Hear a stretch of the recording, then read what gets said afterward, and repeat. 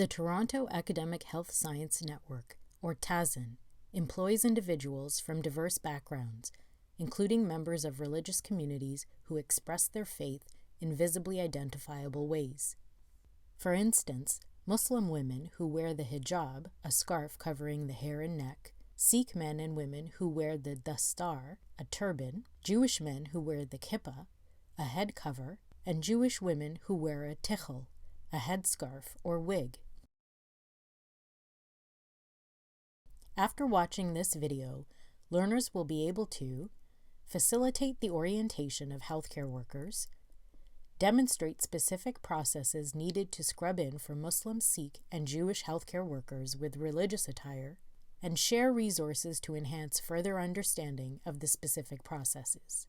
The purpose of this video is to demonstrate hospital practice standards for religious attire for Muslim, Sikh, and Jewish individuals participating in and/or working in areas with sterile procedures such as operating rooms or ORs. The goal of these unified practice standards is to balance religious obligations while ensuring the safety of patients and healthcare workers with appropriate infection prevention and control practices.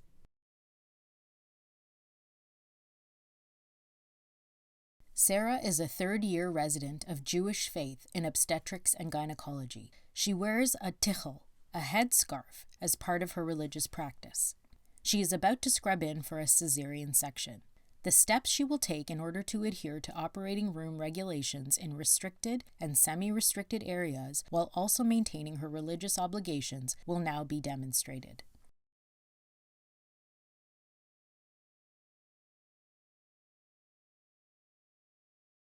To preserve modesty and cover the arms down to the wrists, Sarah may wear a lint-free long-sleeve t-shirt under her scrubs. Alternatively, she may wear a hospital-issued scrub jacket over her scrubs. The scrub jacket must be closely fitted and secured by the snap closures to prevent fabric flapping and contamination of the sterile field. The long-sleeve t-shirt or scrub jacket must be changed and laundered daily and reserved for use only in sterile areas. Sarah's tichel must be laundered before use, changed daily, and reserved specifically for use in areas with sterile procedures. It should not be worn outside these areas. All hair must be fully contained within the tichel. The tichel must be well secured, have no adornment such as beads or sequins, and be of a non-lint producing fabric such as spandex, lycra, polyester, or nylon. If Sarah's tichel does not abide by the operating room dress code policy and/or is not reserved specifically for OR use,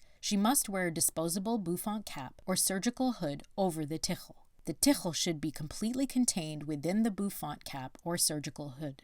This rule also applies to Orthodox Jewish women who choose to wear a wig or Jewish men who choose to wear a kippah as part of their faith. Sarah will then ensure that the appropriate personal protective equipment is donned. This will include eye protection and a surgical mask or fit-tested, seal-checked N95 respirator that covers the nose and mouth. To prepare for the surgical scrub, Sarah must pull the sleeves of her long-sleeve t-shirt or scrub jacket above the elbows. This means brief exposure of her arms during the scrubbing process. Attempts should be made by the institution to provide a private space, if required, during the surgical scrub. For instance, a mobile privacy screen or curtain by one of the sinks to preserve the healthcare worker's modesty and prevent exposure of arms in public.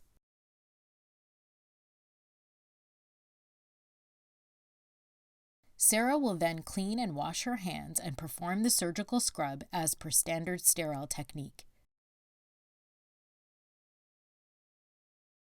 After completing the surgical scrub, Sarah is ready to enter the operating room and don the surgical gown and gloves. Attempts should be made to minimize the exposure of arms for Jewish women who want to maintain modesty between completing the surgical scrub and donning the surgical gown. For instance, by providing a mobile privacy screen or a separate area in the OR to don the surgical gown. Sarah will don the surgical gown and gloves according to standard sterile technique. After completing the gowning and gloving process, Sarah is now ready to enter the sterile field. After the procedure, Sarah will remove the surgical gown and gloves following standard sterile technique. This should be done carefully so as to avoid contaminating hands, arms, or clothing. After she has scrubbed out and sanitized her hands, Sarah can pull the sleeves of her long-sleeve t-shirt or scrub jacket back down to her wrists to maintain modesty. Once Sarah exits the sterile area, she will then carefully remove the surgical hood or bouffant cap, if wearing one, and discard it into waste. Again, she will clean her hands with sanitizer.